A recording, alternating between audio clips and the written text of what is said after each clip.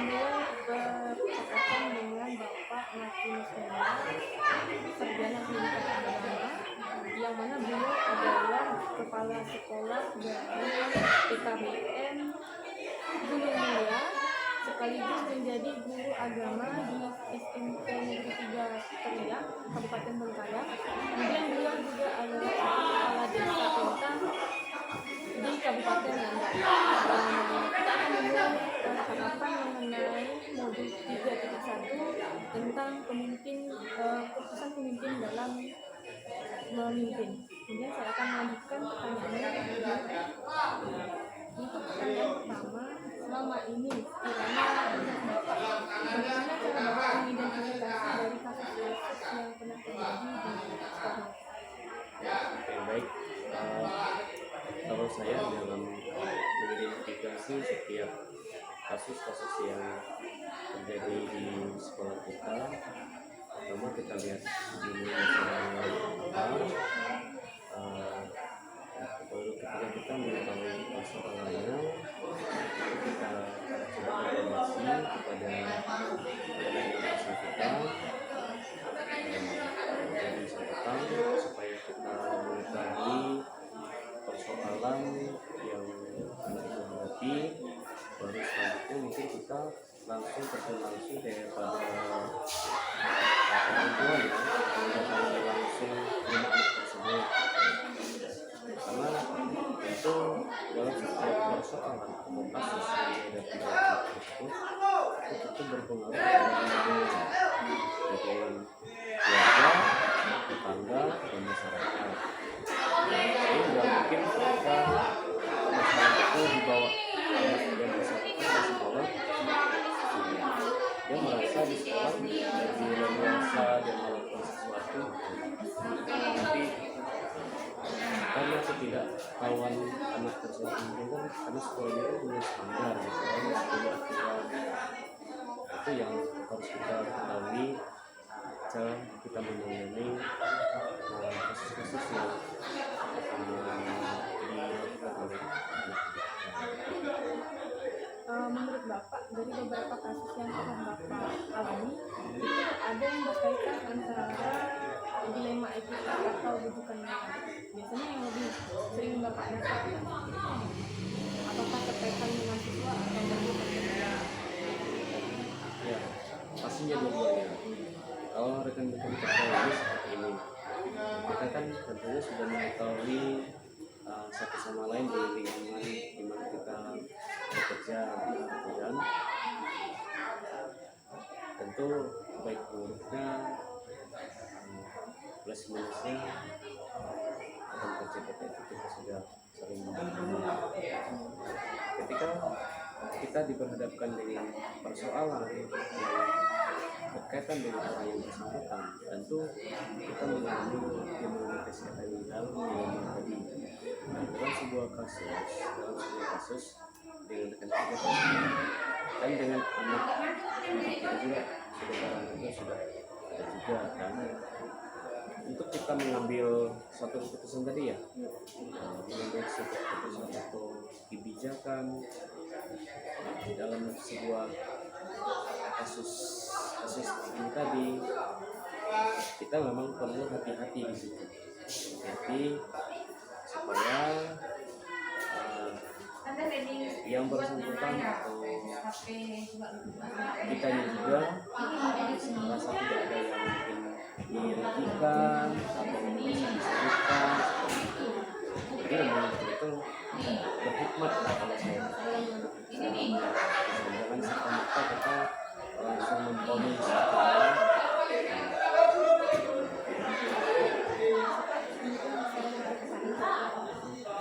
Bagaimana Bapak menjalankan penanganan sekolah, terutama untuk kasus dengan dua kepentingan yang sama-sama benar atau mengandung nilai kebajikan?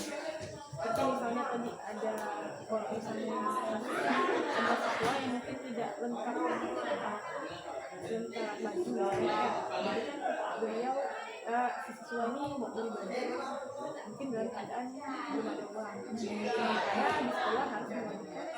Sebenarnya sama-sama benar nih. Ada pernah mengalami kasus seperti itu? pasti. Jadi saya ketika menghadapi persoalan semacam itu, saya kembali lagi panggil anak yang bersangkutan.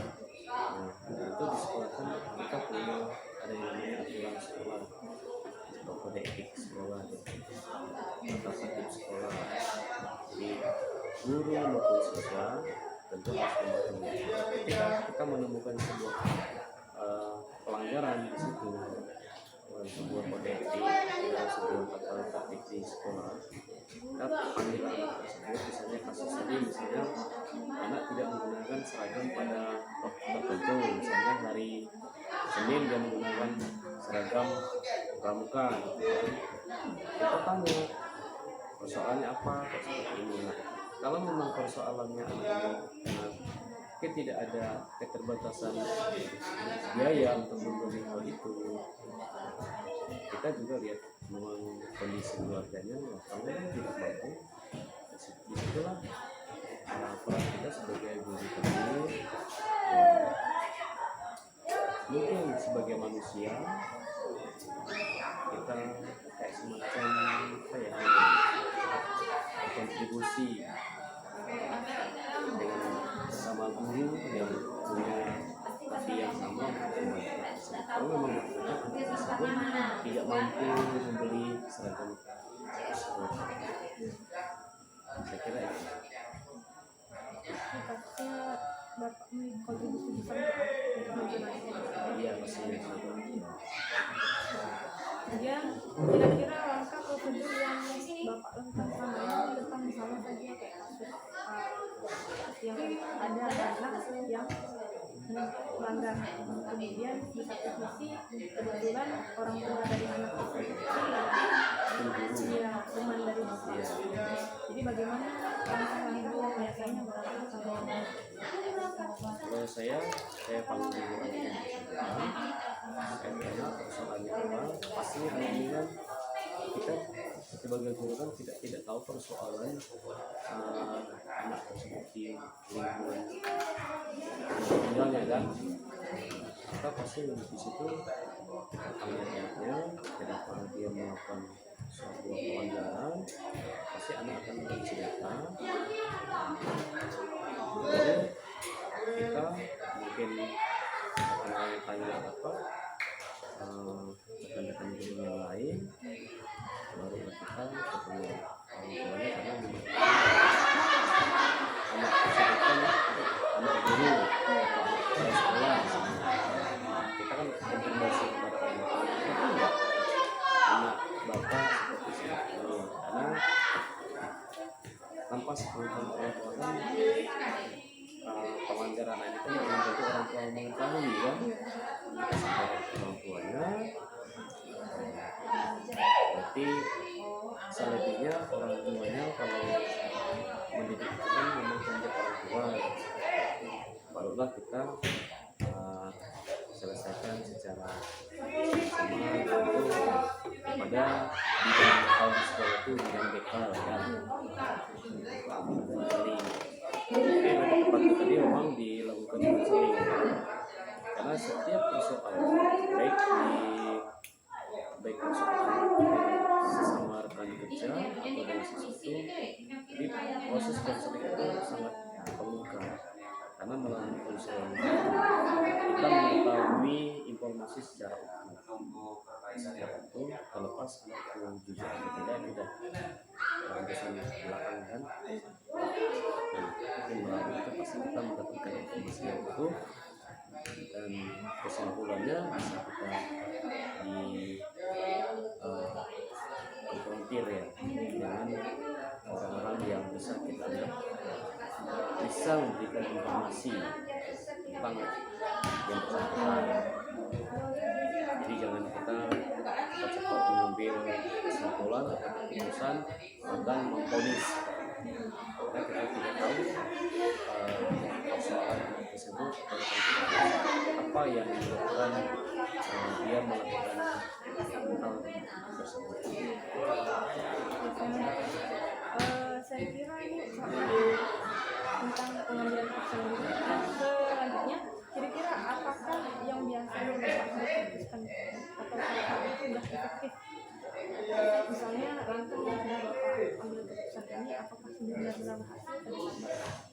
Tapi Paling tidak langkah-langkah yang kita ambil tadi dengan prosedur yang saya sudah jelaskan tadi, misalnya ada masalah kita panggil, lalu kita serahkan kepada konselor atau BPA sebagai konselingnya, dan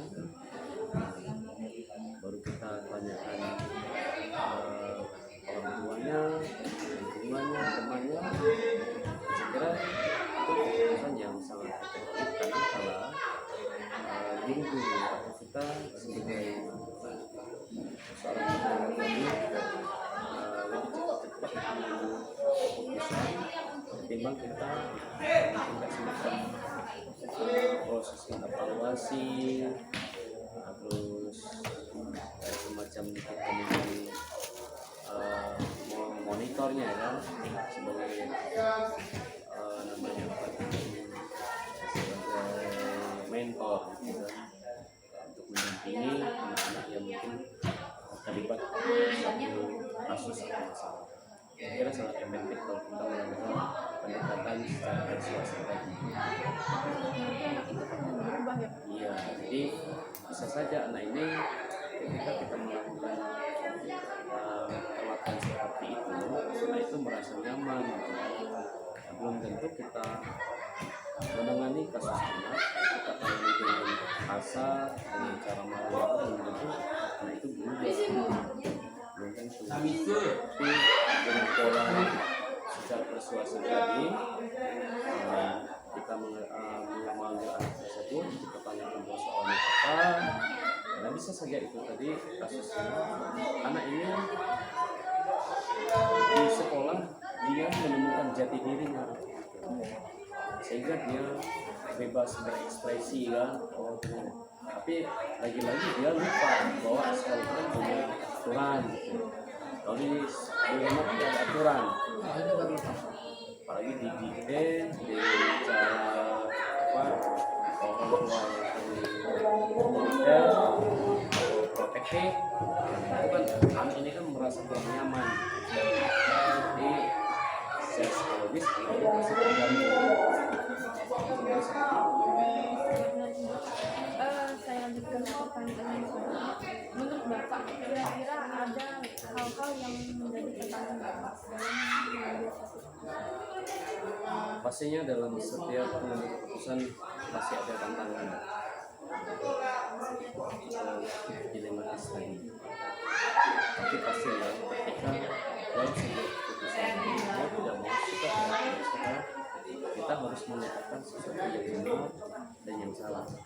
Kalau salah, kita harus memberitahukan kesalahannya apa supaya dia memperbaikinya, dan kita juga tidak lupa menyampaikan kelebihan-kelebihannya supaya anak ini merasa ada nilai positif, potensi yang ada di dalam dirinya.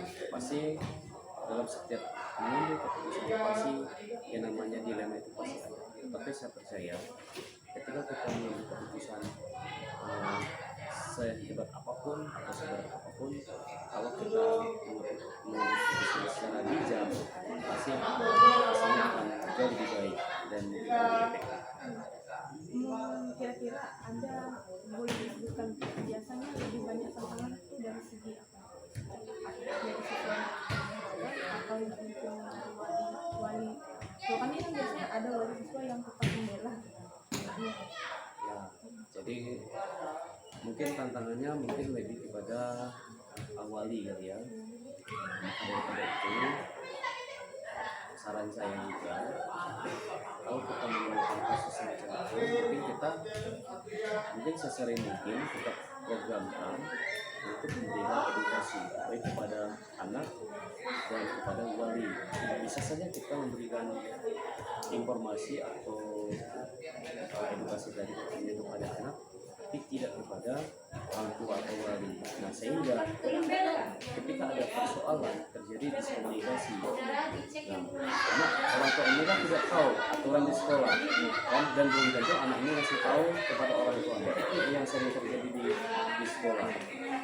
Itu saran saya, untuk menghadapi persoalan itu kita tidak hanya semacam memberikan edukasi pendidikan dan pemahaman tentang peraturan yang kita terapkan di sekolah sehingga tidak ada kesalahpahaman antara dari orang tua dengan pihak sekolah, karena mereka kan menitipkan mereka di sekolah untuk dididik dan tentu sekolah punya aturan dan orang tua harus mengetahui, karena ketidaktahuan mereka itulah yang membuat mereka sering semacam kalau ada teguran dari sekolah dia kurang terima, misalnya HP disita dulu lalu orang tuanya marah-marah, bisa saja itu kan menurut orang tua itu namanya perampasan. Dari hukum positif memang salah kan, tapi kalau memang sekolah mempunyai aturan semacam bahwa siswa dilarang menggunakan handphone di waktu belajar, kira orang tua tidak marah, maka harus diberikan informasi ini. Iya, saya kira kalau kita sering menjalin komunikasi, pastinya tingkat margin error untuk soalnya tadi mungkin lebih sedikit timbang kita tidak pernah memberikan informasi tadi. Saya lanjutkan ke pertanyaan dari beberapa kasus yang pernah Bapak tangani.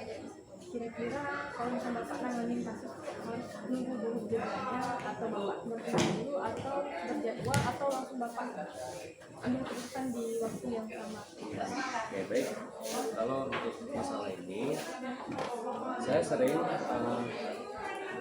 sampaikan kepada rekan-rekan guru, kalau kita menemukan ada anak yang bermasalah, kita panggil, terus ya saat ini juga kita panggil persoalannya apa, pasti anak itu menyampaikan, barulah dengan jeda waktu tertentu mungkin 1 minggu atau 2 minggu, terus sesudah besoknya kita buat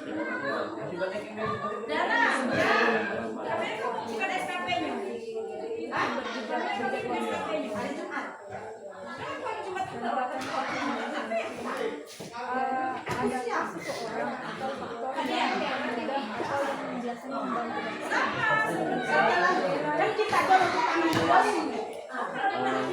yang membantu kita dalam mengambil keputusan kita, pastinya kita sebagai satu tim kerja di sekolah itu kita harus satu suara saling menyalahkan, karena kebanyakan yang terjadi misalnya guru A menangani persoalan anak, guru B kayak semacam menentang atau menolak keputusan kebijakan kita tadi, sehingga itu akan justru menimbulkan persoalan baru. Jadi saya sering mengatakan bahwa kita itu adalah tim yang harusnya satu komando. Kalau dalam menghadapi persoalan atau dalam mengambil keputusan itu, kalau sudah satu suara, tidak disalahkan individu. Ya kalau salah ya salah semua gitu kan, seperti itu. Ya, jadi misalnya tadi menghadapi anak kan, kali ini waktu kenaikan kelas dan kelulusan. Nah, anak ini tadi kasusnya pintar, tapi bandanya pintar.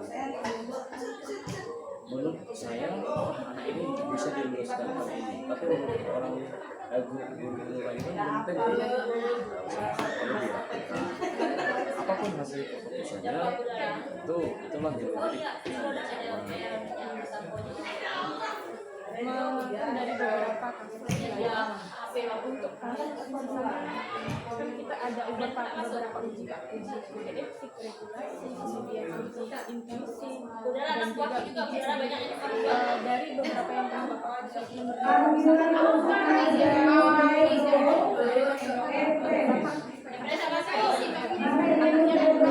ada yang tidak mendapatkan jadi akhirnya direlokasikan. Menurut Bapak bagaimana Pak? Apakah perasaan Kalau saya pasti kalau ada keputusan kita sudah sepakat lalu ada semacam guru atau mungkin yang memviralkan?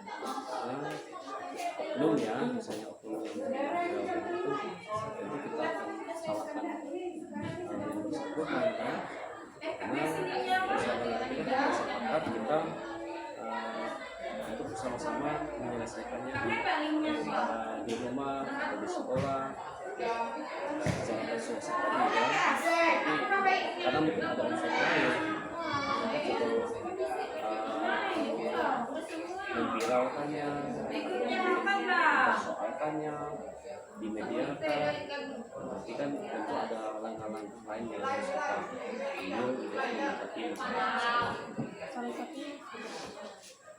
Salah satu mungkin kita panggil kita tanya motivasinya apa seperti apa. Motifnya ya.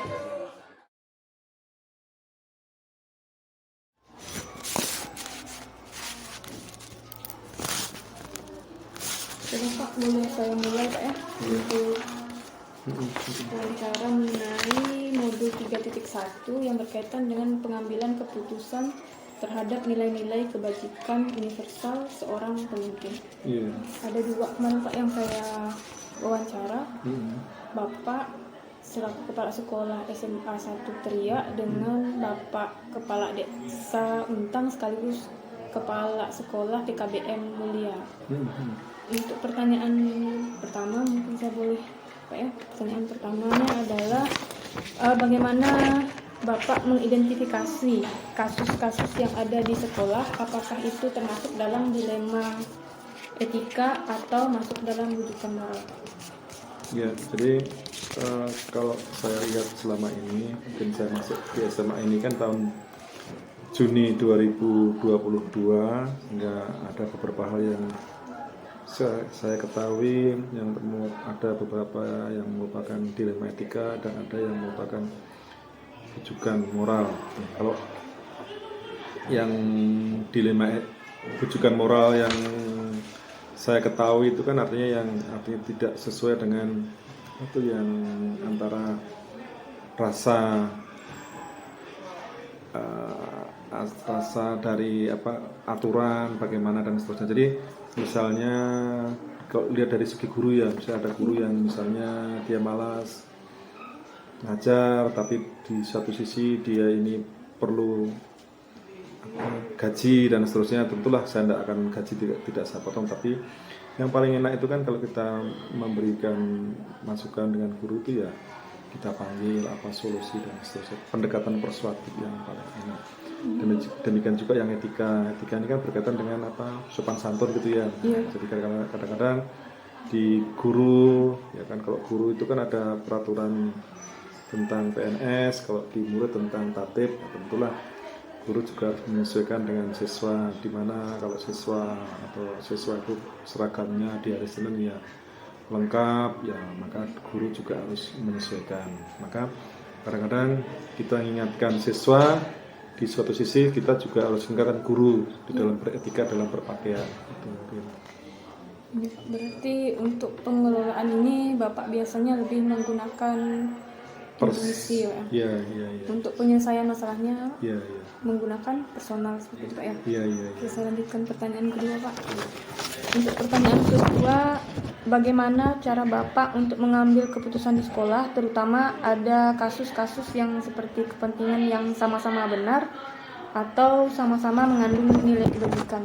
Misalnya saya kasih contoh, di satu sisi misalnya sekolah kita tuh ada persoalan yang berkaitan dengan sesuatu guru itu perlu di privasi seperti itu Pak ya. Seperti saya kasih contoh, misalnya saya ada melakukan, seharusnya saya memiliki tanggung jawab mengajar, tapi saya meninggalkan jam mengajar saya demi pelatihan secara individu seperti itu Pak. Iya. Kira-kira bagaimana cara Bapak menanggapi kasus yang merupakan dilema? Jadi gini, kalau saya ini kan sebagai kepala sekolah, tentulah saya juga menginginkan guru saya maju secara profesional dan tidak melepaskan tanggung jawab dia sebagai guru di kelas. Maka solusinya kadang-kadang maka yang pertama saya panggil guru itu, saya beri masukan supaya tetap kita ikut pelatihan dan satu sisi juga kita ikut jangan meninggalkan pelajaran. Nah, dengan sistem itu ya maka lanjutkan saja, karena di era sekarang walaupun kita sinyal kurang ya kita guru yang tadi saya panggil lalu saya beri masukan, komunikasi juga dengan guru-guru, misalnya dengan guru piket tugasnya seperti apa. Lebih bagus lagi kalau di era digital ini ya beri tugas secara online, misalnya di luar jam tambah-tambah atau dibuka jalur konsultasi supaya siswa itu kalau tidak tahu bisa komunikasi langsung dengan gurunya, tidak mengganggu dalam jam pelatihan. Yang paling penting guru tidak meninggalkan tugas dan guru tetap maju dalam sebagai guru yang profesional itu. Sangat menarik Pak ya. Memulai pertanyaan selanjutnya, kira-kira langkah yang bagaimana yang biasanya Bapak lakukan kalau misalnya Bapak menemukan hal itu? Langkah-langkah atau proses apa saja yang Bapak?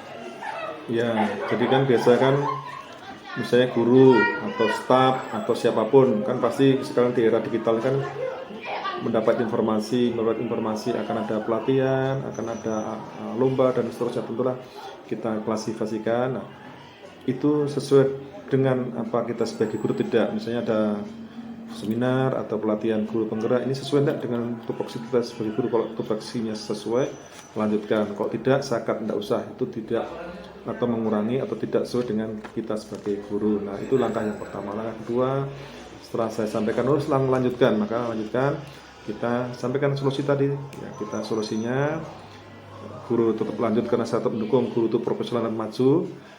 Tugas-tugas yang disiapkan. Dan yang ketiga mungkin kita lihat, kita evaluasi kalau memang tugas-tugasnya itu meninggalkan dia sebagai guru ya kita evaluasi, jangan lanjutkan itu. Tetapi kalau satu sisi dia tugasnya jalan, dia sebagai ikut diklatnya lanjut tidak masalah. Nah, tadi dievaluasi lah itu akhirnya, dan kalau emang bagus ya harus kita tindak lanjuti dalam seterusnya. Kan biasa kan guru satu bisa, yang dua mau ikut dan seterusnya, maka di program-program tidak lanjut itu akan kita sampaikan, mungkin seperti itu.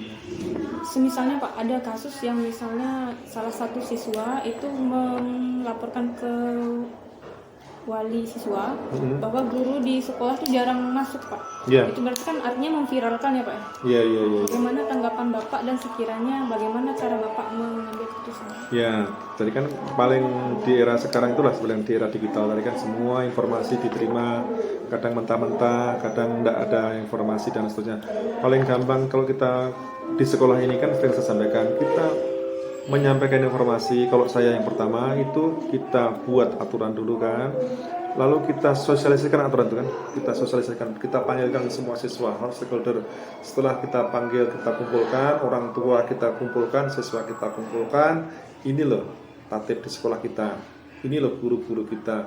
Kalau memang guru-gurunya malas ya silahkan kalian sampaikan, kalau siswanya bermasalah sampaikan ke sekolah. Sehingga kalau ada siswa tadi mengatakan bahwa gurunya itu jarang masuk, nah, maka gurunya akan saya panggil, betul enggak, kita cross check.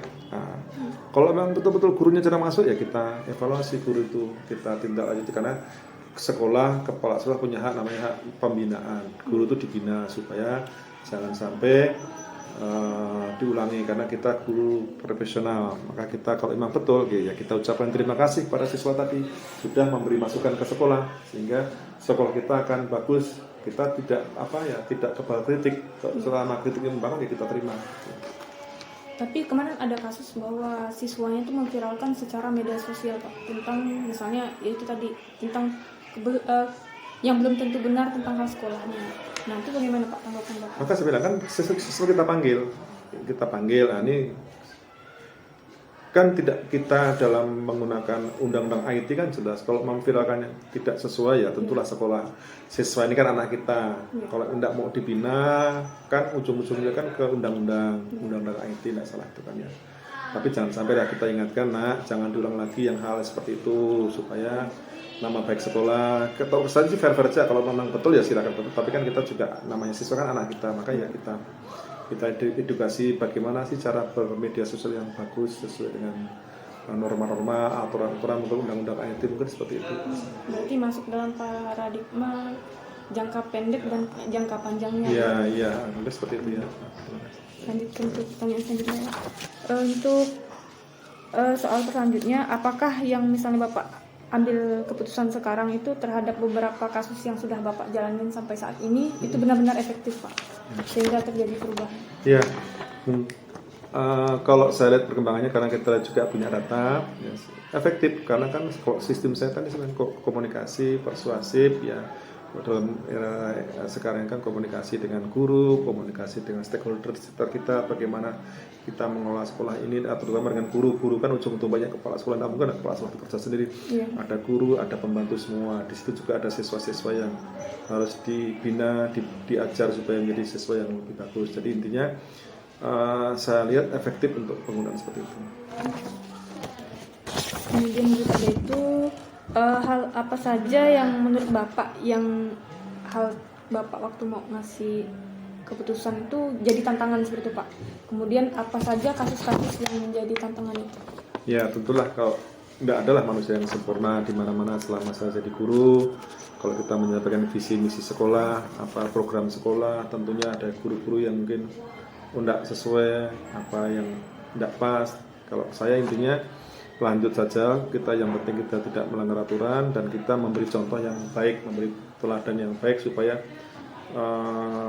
yang kita sampaikan tadi, yang kita laksanakan itu akan sesuai dengan di dalam kurikulum kita atau dalam visi misi dan program-program sekolah kita, mungkin seperti itu.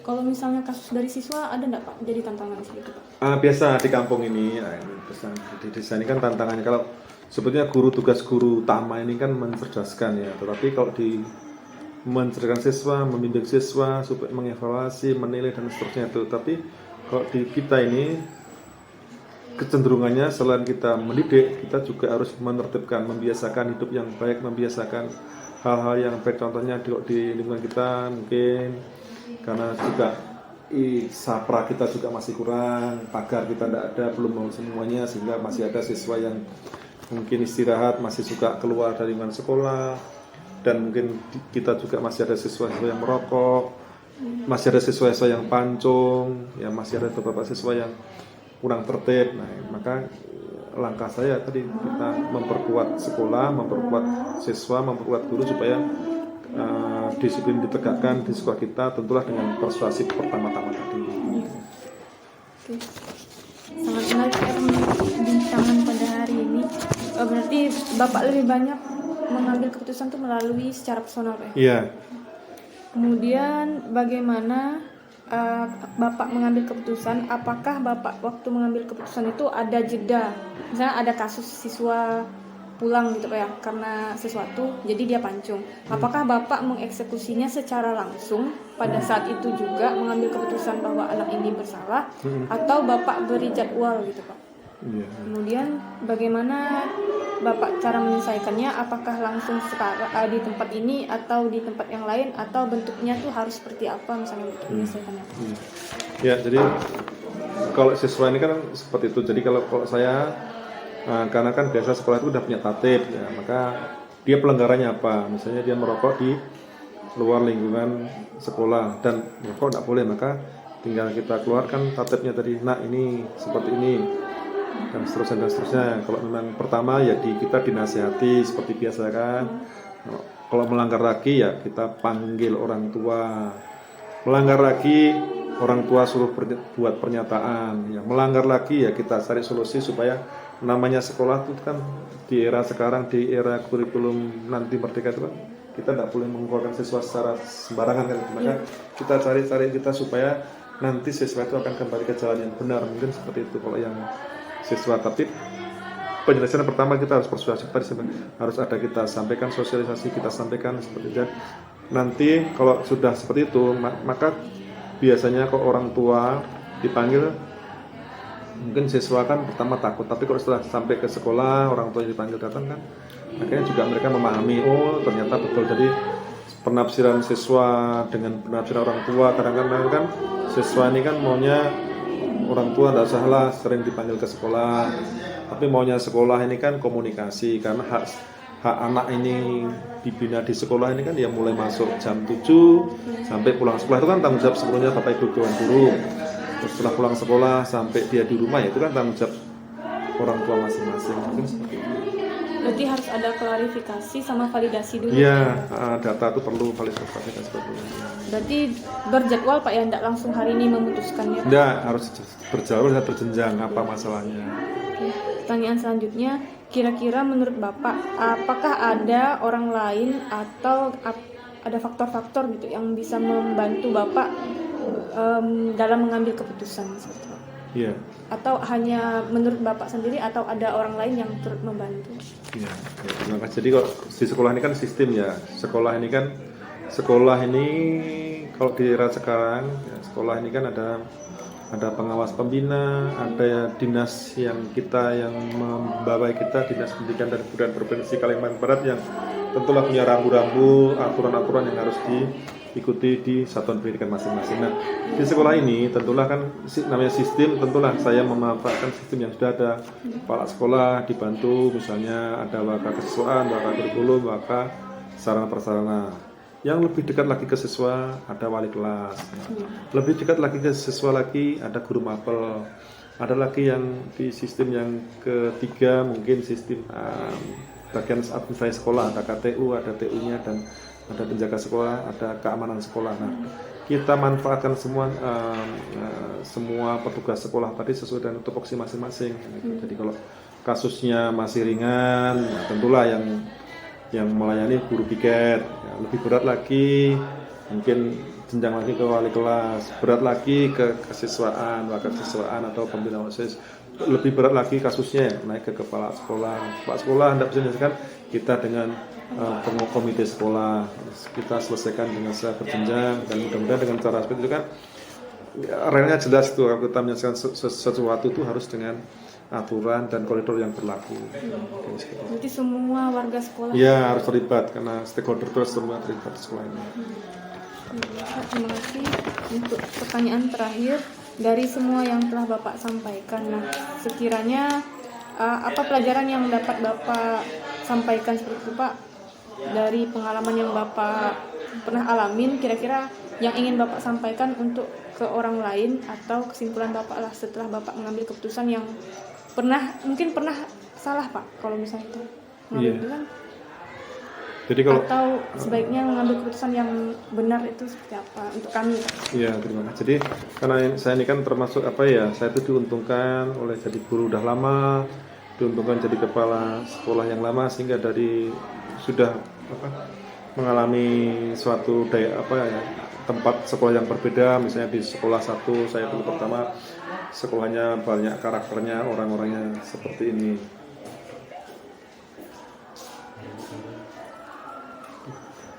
Terus dari definisi-definisi itu, dari perilaku manusianya, dari kawan-kawan juga terulah beda-beda pendapat, beda-beda penafsiran, beda-beda mungkin ada istiadat. Dari itulah kita bisa menarik kesimpulan, ternyata yang paling utama itu kalau kita bekerja itu harus profesional. Artinya tupoksinya kita apa. Kalau sebagai guru tentulah kita memberi contoh yang baik. Contoh yang paling gampang itu kita datang paling duluan, ya kan, di kelas itu. Kalau kita sebagai guru, kalau kita sebagai kepala sekolah, kita datang paling duluan sebagai kepala sekolah. Nah itu contoh yang paling gampang, paling simpel kita laksanakan. Setelah itu baru kita bisa memberi contoh dan yang lain-lain supaya bisa berjalan baik. Karena pertama-tama yang saya utamakan disiplin dalam bekerja. Kalau masuk jam 7 ya sampai sekolah minimal jam 7 kurang 15 sudah sekolah, karena kita perlu persiapan mengajar, persiapan cara berpakaian, persiapan mungkin medianya, persiapan siswanya juga disiapkan. Jangan sampai kita ngasal ngajar tidak ada persiapan sama sekali. Itu yang secara umum ya. Tapi kalau saya selama ini ya itu yang saya terapkan, itu akan lebih enak, karena saya yang paling gampang tuh memberi contoh, memberi teladan yang baik supaya kalau memberi contoh otomatis kan kok ya sebagai pimpinan harus beri contoh yang baik kan, ya sesuai dengan tugas kita masing-masing. Kalau kepala sekolah ini kan mempunyai kompetensi 5 nggak salah itu kan, ya itulah dijalankan kompetensi supaya hasilnya bagus, gurunya juga bagus, sesuai dengan disiplin, dan yang paling penting hasil dari proses di sekolah ini menjadi lebih baik. Jadi kalau misalnya dia masuk ke SMA Tria dengan nilai 4, ya diharapkan nanti lulus dari SMA Tria ya minimal 5 gitu. Atau kalau kita dengan sistem KKM ini kan nilai-nilai itu harus kita naikkan, jangan sampai kita makin menurun walaupun input SMA kita tidak sebaik input di kota, mungkin seperti itu.